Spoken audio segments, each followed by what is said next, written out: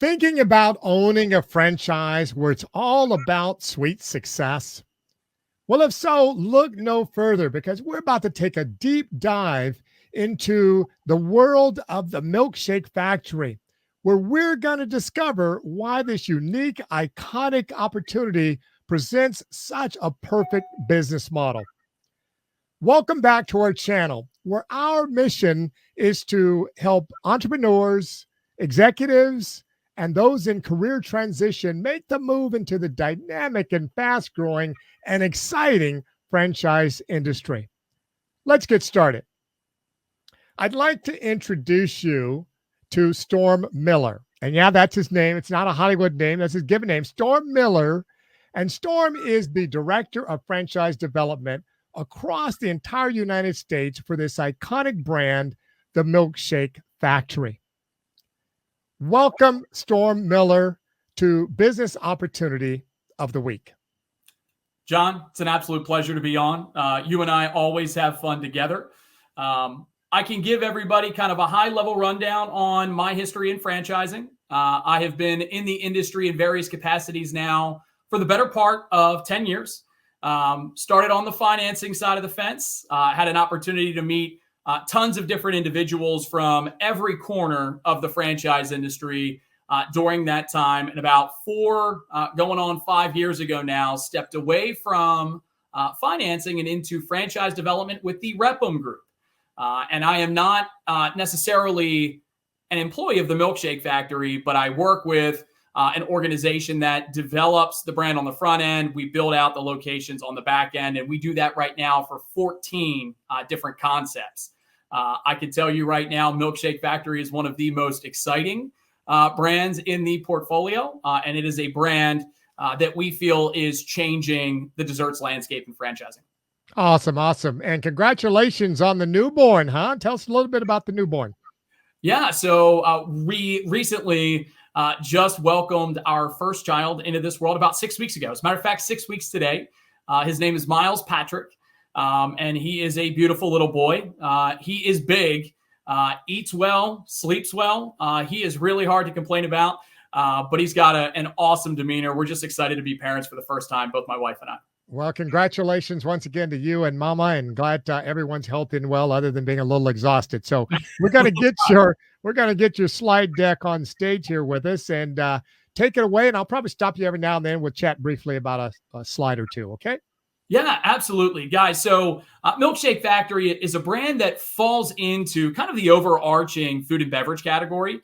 And I know there are probably listeners out there that would like to explore opportunities with you, John, but they don't necessarily want to look at food. And for the most part, the reasons that people don't necessarily want to take a look at the food and beverage category is because they don't feel like having 15 to 20 employees working in a location at any given time.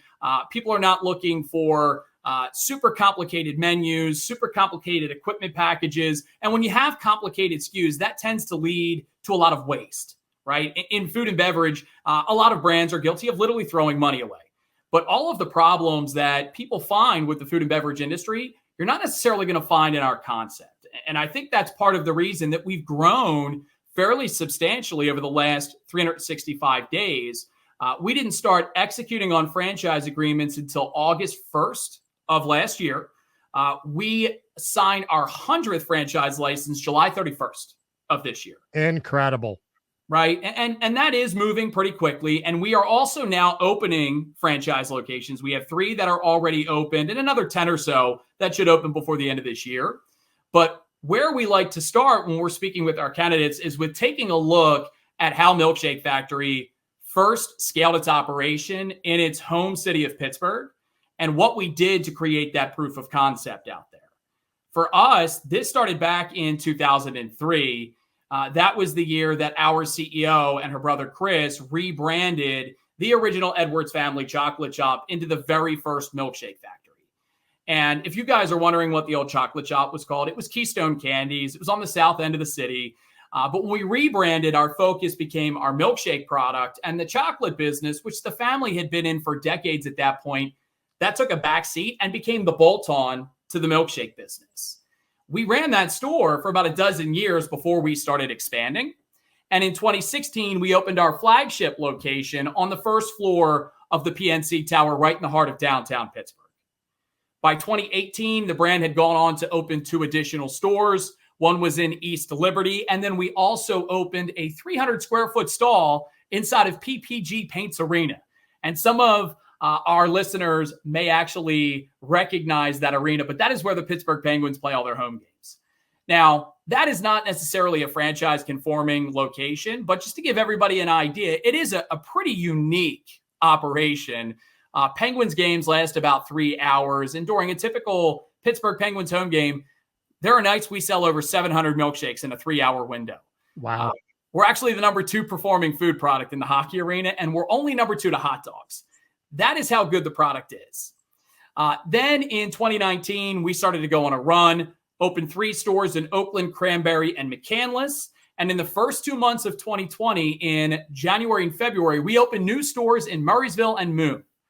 Admittedly, not an ideal time to start opening brand new stores, but nobody knew what was going to be coming with March of 2020. So when COVID arrived and the entire country shut down, we closed down our stores. By the end of that year, beginning of 2021, we began reopening and relaunching the stores, and we wanted to do that the right way. We wanted to do it carefully and safely for the customers. By 2022, we went right back into growth mode and opened another store in McMurray. And March of last year, we opened our 11th location, the 9th of which is franchise conforming. That store is out in South Fayette. And even though that store was only open for about 9 to 10 months in the 2023 calendar year, we do include their P&Ls in our item 19. So that way our candidates get a pretty good understanding of what a ramp up can actually look like once you open the doors of the business. Awesome. Awesome. Okay. Now let's just chat a moment about what I think I just heard you say, Storm. Yeah. So this is like 4th generation chocolatiers, really, right? Yeah. That now are able to leverage those resources, that business savvy or know-how into the Milkshake Factory. And if I'm not mistaken, I think you guys have awarded over 100 locations in the last year. And how many open now? We have the 11 corporate locations. 3 franchise locations have already opened. Okay, tell them a little bit about our guy in Utah and some of the other franchisees that are already off to the races, if you don't mind. Yeah, so we're super excited about our first 3 franchise stores to open. Micah Keith is our franchisee out in Salt Lake City, Utah. He lives in the Pleasant Grove area, and that is where he opened his first location. So we soft opened all of our stores first. He began fielding customers in like late June. We had his grand opening on July 13th, and there is a very gradual ramp up to expanding on our hours of operation just to make sure the staff is comfortable with all of our SOPs. But had his grand opening July 13th. He is having an absolute blast as an owner. You might find some of his stuff out there on LinkedIn. He actually invited the BYU Cougar into his store for a dance-off. But that is not the only store that Mike is going to open. Hilarious. He has plans to open 5 more. What? So six total stores. Awesome. He plans to bring to Salt Lake City. We have another franchisee out there who's also going to be bringing another 6 stores. He's on the northern end of the valley, and Micah is down on the south end. Wow. And did you say you also had a franchisee that has been awarded, 15 territories, and it'll scale it or roll it out over time? Yeah. So we have a franchisee, and it's actually 2 gentlemen. They're partners. They just opened their first location in Durham, North Carolina. Funny enough, they actually threw out the first pitch at the Durham Bulls baseball game the other night, and that is because their store is right across the street. Now, Kindle actually has a little bit of a franchising background. He is an investor in other brands, but they basically own the Raleigh-Durham market, and they came back and they also closed out Indianapolis and Detroit. Super excited for those guys to continue their expansion. And then Kindle's neighbor, who we're going to talk about in a minute, opened a store in Ann Arbor, Michigan, right outside of Detroit. That store is actually owned by none other than our brand president. His name is Dan Reese. Awesome. Way to go. All right, let's go deeper into this wonderful, iconic brand, the Milkshake Factory. Yeah, absolutely. So I will tell you guys, part of the reason that Milkshake Factory has inspired so much confidence in our franchise partners is the leadership team. And that starts with our CEO and our founder and our visionary. Her name is Dana. Dana is a fourth-generation chocolatier, like her siblings, literally grew up working on the family chocolate factory floor, and now took over the family business. And this is really her way of carrying on the Edwards family legacy, which has 4 generations in the sweet treat space. But prior to taking over the family business, Dana also held another pretty serious position. She used to run the advance office of the White House. So she is somebody who is extremely talented. And the other thing that she's done a really good job of is she has surrounded herself with people that are just as talented and equally as motivated as she is. So her right-hand man is the gentleman that I just mentioned. His name's Dan Reese. Dan is our brand president, food and beverage guy through and through.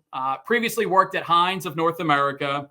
And then, as many know, Heinz merged with Kraft Foods. Dan actually led the integration team when that acquisition occurred. And following the integration of the two companies, he became the youngest equity partner in Kraft Heinz history, then went on to run a $2 billion condiment portfolio for the company. Then they went public.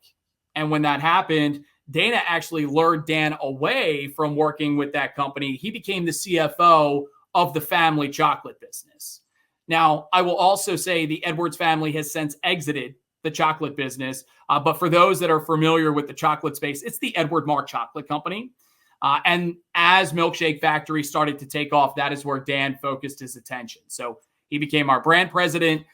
And he is also a gentleman that prefers to lead from the front. And what I mean is he's also a franchise partner of Milkshake Factory. He is the individual that opened the store in Ann Arbor, Michigan. That is actually where Dan resides. The secret sauce to our Sesame Street Simple operation is Sean Smith. Sean is a franchise operations guru. This is all he's done for the last 25 plus years of his career. He's worked with food and beverage brands in the operations space. But Sean's been with us now for about 8, maybe 8.5 years. And at the time we brought him on, we were still hand scooping ice cream in the stores to the tune of 30, 40, 50 tubs of it a day in certain locations. And what we realized was that was not a scalable practice. Ice cream freezes at negative 20 degrees. Hand scooping ice cream for hours on end is grueling work. And Sean was really responsible for coming in and simplifying our menu and simplifying the entire operation. This didn't happen overnight. This took about 2 years for us to work out the details. But we now have 14 milkshakes on the menu every single day. They're all built on the same vanilla base.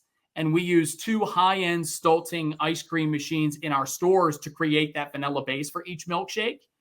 And by transitioning the model over to one that leveraged technology in order to replicate a high-quality product as we continued our expansion from store to store, we realized in that transition that that was a way more scalable practice for us.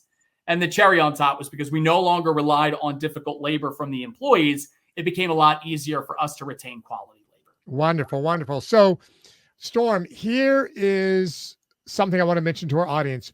We say we specialize in non-food franchises for a reason. Mm-hmm. We think there are many other ways to make a good living than in the food franchise. So some of those in our audience may be wondering, why are we presenting a food related franchise today?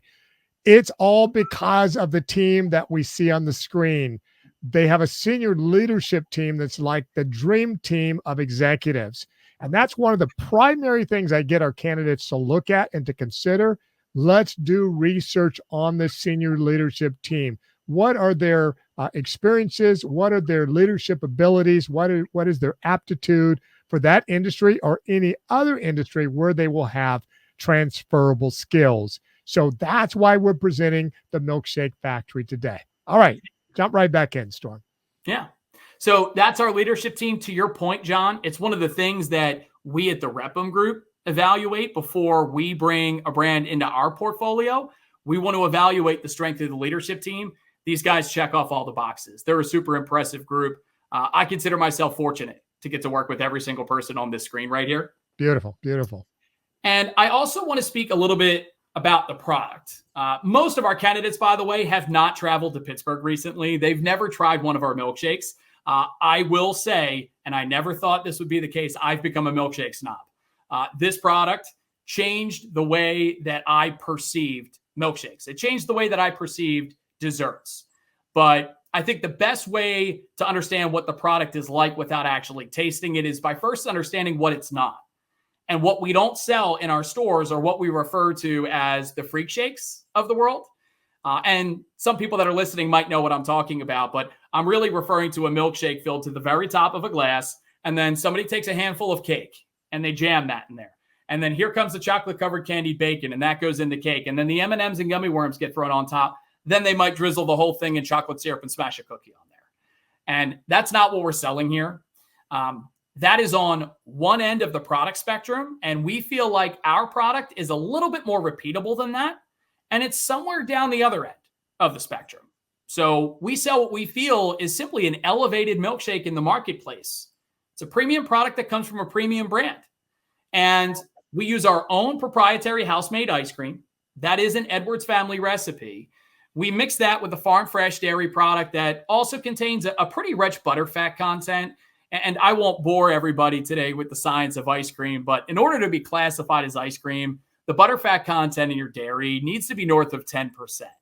And ours is by a pretty comfortable margin. But what we do is we run that through an ice cream machine and it sucks the air out of that mixture. And that is what creates the vanilla base that then goes into all 14 of our milkshakes. From there, once that vanilla base is in the mixing cup, all you need to do is add in the inclusions.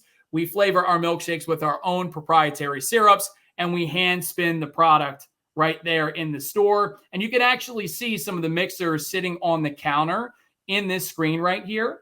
But we hand spin the product, and when we turn that over to our consumer, that is the freshest milkshake they've ever had in their lives. And it is that product quality that helps to cement the positive in-store experience for our customer. That's what keeps everybody coming back for more. And as far as being repeatable goes, all of our milkshakes in Pittsburgh, generally these are $7 to $10 for a 16-ounce milkshake. So pretty good bang for your buck. And it all fits inside of a plastic cup. Beautiful. Do not serve anything in glass. That is super convenient for families that may have children. You can buy them a milkshake. You can put them in the back seat of the car. They won't make a mess back there because the chaos is going to be contained by the plastic. Product, quality of the product, hand spun, high quality ice cream. Mm-hmm. This sounds like a real winner in any part of the country. Is that about right? Absolutely. And there isn't really another brand that we have found in franchising that focuses on the milkshake product in the way that we do. So for us, this is virtually a wide open space to capture. That's awesome. Awesome. Boy, this is an amazing, amazing opportunity. Okay, we're going to go back to our slide deck. All right, take it away. Absolutely. I am not going to get super into the weeds on marketing and advertising on this call tonight, only because we have a whole webinar in our discovery process where we'll talk a little bit more about the local marketing approach versus how we market on a national level. But especially now that we are opening franchise locations all across the country, I do want to talk a little bit about the approach to opening new stores. We do think that we've cultivated the right approach. And what I mean by that is we don't make the same mistake we have seen some other food and beverage brands make. And the mistake I am talking about is taking a brand new concept like Milkshake Factory into a brand new market and announcing a grand opening right away. That's not how we do this. And we think that can be a recipe for disaster. So especially since we just did this with Micah, I can kind of walk through what the process looked like to get his store open. But when we're ready to open a new store in a new market, we do slow walk this just a little bit at first. And we will soft open the store for a couple of weeks before we announce that grand opening. And the reason we do it that way is because, one, it gives us plenty of time to train the staff. And if necessary, coach the staff up on things that they need to improve upon. But more importantly than that, we want to give every single one of our franchisees' employees a little bit of time to adjust to Milkshake Factory. We want to give them some time to get comfortable with the training that we've provided and our SOPs and our milkshake menu and what they need to be doing in store on a day-to-day basis in order to drive success for that location. And we want to allow that grace period to occur before volume. starts to take off. And that is what a grand opening does. And this is a lesson we learned ourselves because we opened 11 corporate locations before we franchised. That is part of the strength of this system. When brands go into new markets and announce grand openings right away, we understand what they're trying to do, trying to start off with a bang and set the tone. But we also know from experience that more often than not, the employees aren't ready for that kind of volume yet. And normally one of two things happens. The employees turn out a below average product and the business loses a really nice opportunity to create a repeat customer. Or because the employees tend to become disgruntled with all that volume because the training hasn't really set in yet, they can quit. They can walk away. And that puts owners in a tight bind because they find themselves in really this never-ending cycle of having to find, hire, and train new employees and then feed them to the wolves and pray that they stick. So that is not how we do that. And admittedly, that is a lesson we had to learn the hard way early on. But because we have made mistakes like that, we have cultivated processes around those mistakes, and our franchisees won't repeat them. Love it. Love it, Storm. And that LTO, I love it. Limited time offers. So you really get the hooks out there in the community, some nice promotions, some nice incentives. Is there an app that helps to drive this marketing component, or there is? So we're in the process of redeveloping an app. We wanted to do it the right way this time around. But during COVID and some of the lockdowns that we were dealing with here in the state of Pennsylvania, we had to create a very crude app to allow customers to place orders because we weren't yet allowed to actually bring them into our place of business. So we would make these milkshakes and literally hand them out the window. Now, once restrictions were lifted, the app went away because we could then bring customers back into the store. But we're in the process of redeveloping the app. It will be much better, much more fluid, much more user-friendly. Beautiful. That'll be another huge game changer for Milkshake Factory franchise owners. Absolutely. Very good. Excellent. Yep. And I'll go ahead and move on to the next thing. I will say one of the questions we often get tends to surround supply chain management. I do want to let you know we have regionalized supply chain. We have a couple of very, very reputable supply chain networks that we have tapped to ensure that we can get our product to our franchisees, no matter the market that they're in. But as a brand, we've also wanted to franchise responsibly. So we've become very careful and very intentional with the markets that we are looking to sell in first. We don't want a franchisee to feel like they are out there on an island. So we're not developing B and C markets right now. We are putting these in A markets. That's to set us up not just for franchisee success right out of the gate. It's also so that we can ensure that we can get product to our people as we continue to expand, no matter where they are in the country. It's going to help us solidify supply chain. Over time, we will collapse that down and probably work with a single provider. Right now, there's about 3 or 4 different groups that we work with. And that will only improve our cost of goods, which are already pretty strong, but they can get better. But that won't take place until we have enough locations open. And my guess is that number is probably going to be close to around 100 locations. We might look to collapse down supply chain and work with just a sole provider.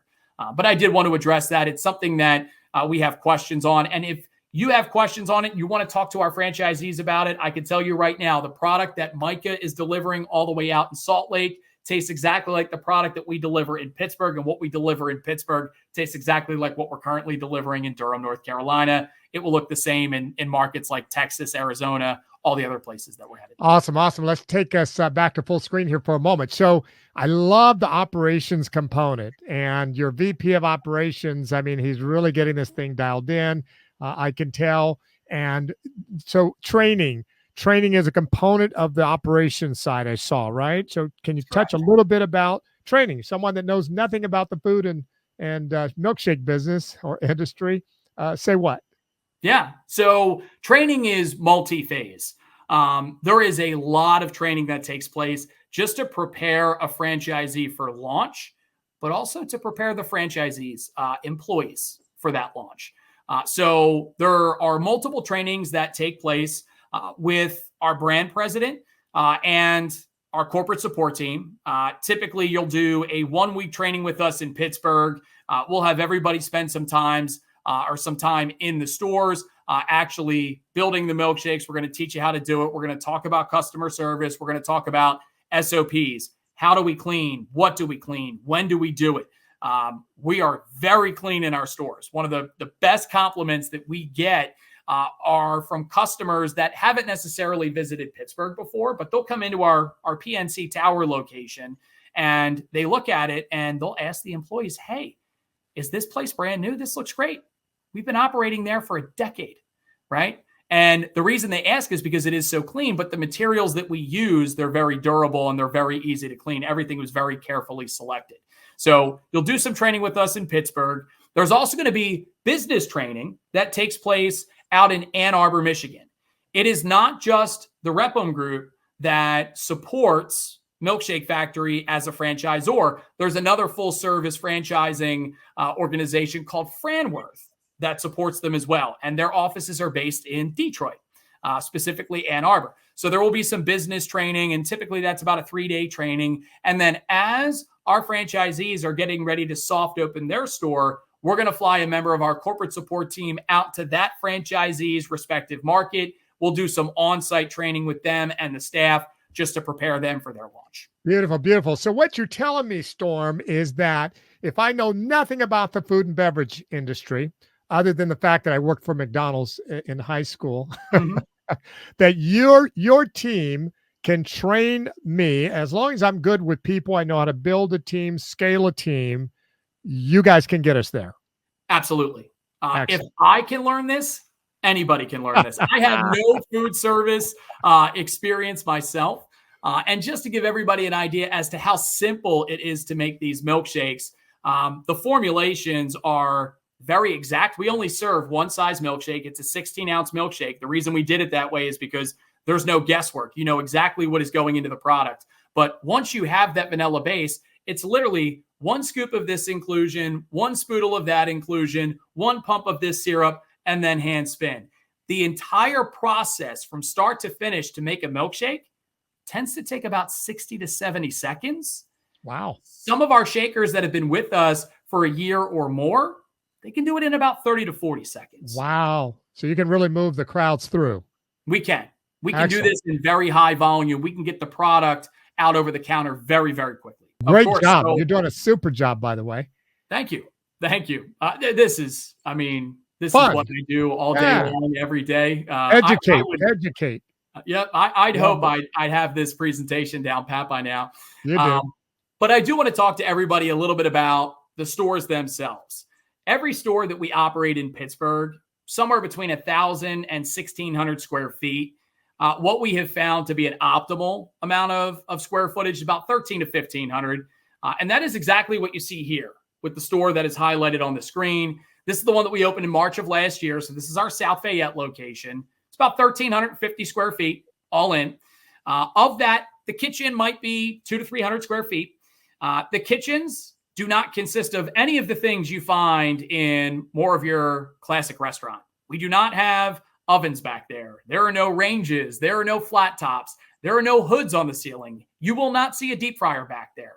What you will find in the kitchen, big old walk-in freezer, 2 commercial rolling freezers, 2 Stolting ice cream machines, and a partition sink that we use for washing dishes. So Storm, basically what you're telling me, there's not an extensive build out here.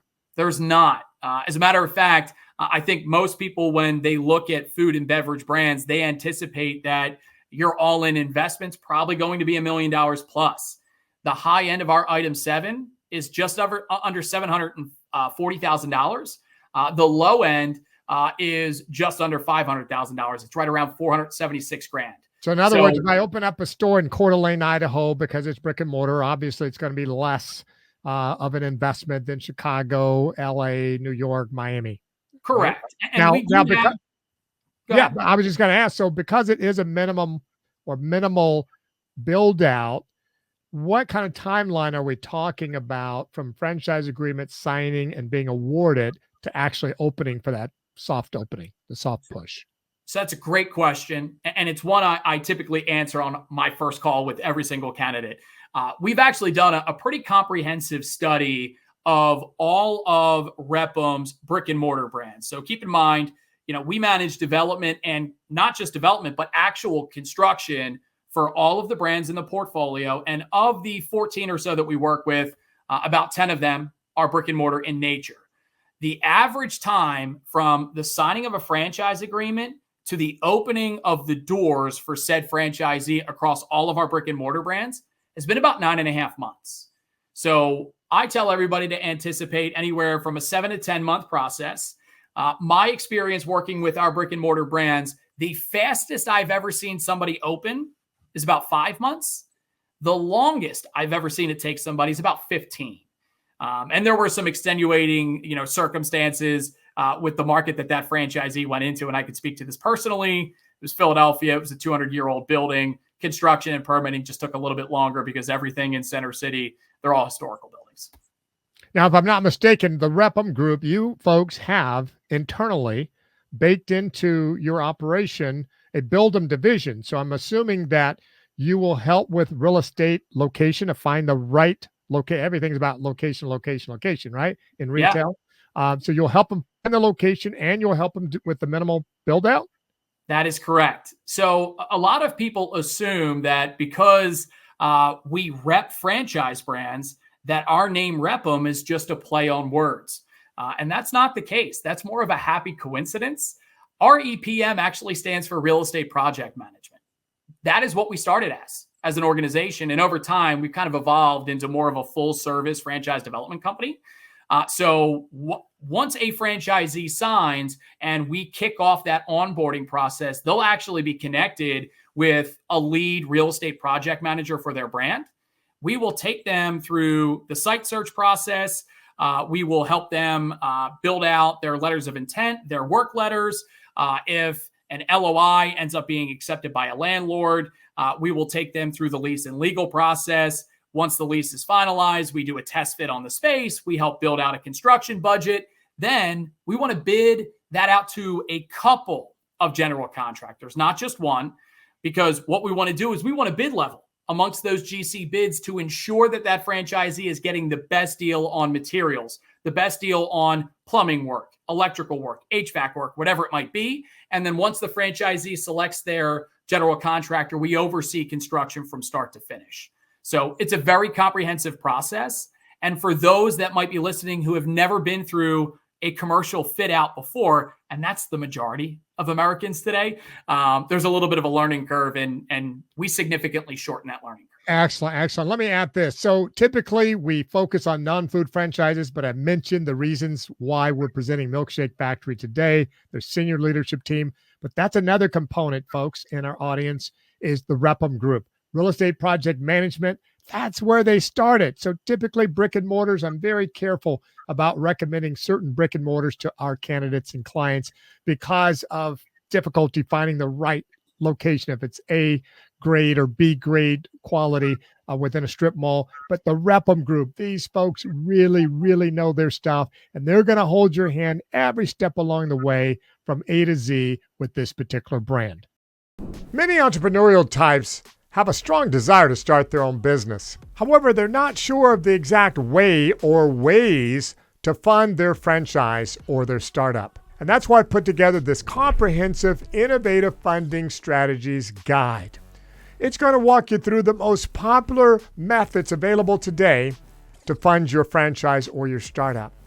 It's going to include explanations on the SBA Express, the SBA 7A, home equity lines of credit, unsecured funding, portfolio loans, 401k rollovers, and a lot more. Download your free copy by clicking in the link in the description below. The only other thing that I think might be worth sharing here, I'll skip right to it. One of the questions that we field on every single one of our first calls, and this is a question that every candidate should be asking, is how much money does the business make? And one of the things that has made my job significantly easier is how transparent our item 19 is.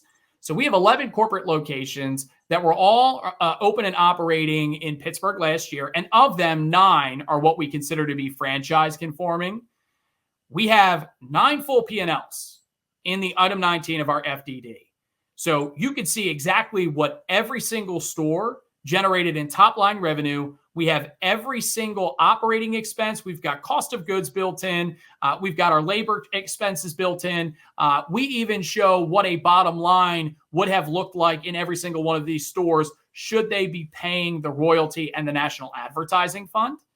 There is a fairly clear path to profitability here, and all 9 of the franchise conforming stores are indeed profitable, as you can see. But I think this level of transparency is one of those things that just continues to create confidence in the brand. And it's part of the reason that we've been able to scale the way that we have. I love your COGS line, cost of goods sold. And as you mentioned, you folks are working on beating that down even further, which is going to just simply contribute to your EBITDA and margins in the business. So well done. Okay, fantastic presentation, Storm Miller. So any final closing thoughts about this iconic, incredible brand, the Milkshake Factory? Guys, I think this is a brand that is already beginning to change the desserts landscape in franchising. We're super excited about our growth. And even though we are growing, we feel that we're doing this the right way. We're growing responsibly. If you have questions about whether or not this could be a fit for your market or that you might be a fit for this business, I would encourage you all to reach out to John. John communicates with me on a regular basis. He'll check to make sure that 1, your territory is available, 2, that it's viable, and then he'll start to prepare you to enter our discovery process. And it is pretty thorough. As you can see, it is awfully transparent. And what we shared today, we will only get more transparent and more thorough on. But I would encourage you all to reach out to John. If you have any interest in this brand in your market, reach out to him. He'll put you in touch with us, and then we can kick off this process together. Very good. Very good. Now, listen, folks, you will not meet a nicer guy that's more knowledgeable about the franchise industry than Storm Miller. And to boot, he's just had a baby boy. So again, congratulations, Storm. Now, Storm has done an outstanding job on this slide deck presentation and the Q&A segment. He performed beautifully. And in addition to this wonderful information, the Milkshake Factory, of course, there's so much more that you need to know about the franchise industry. And that's why I put together the most comprehensive video series that goes deeper into helping to educate our audience on franchising. So please, the video that's showing on the screen now, click that video and I'll see you over there.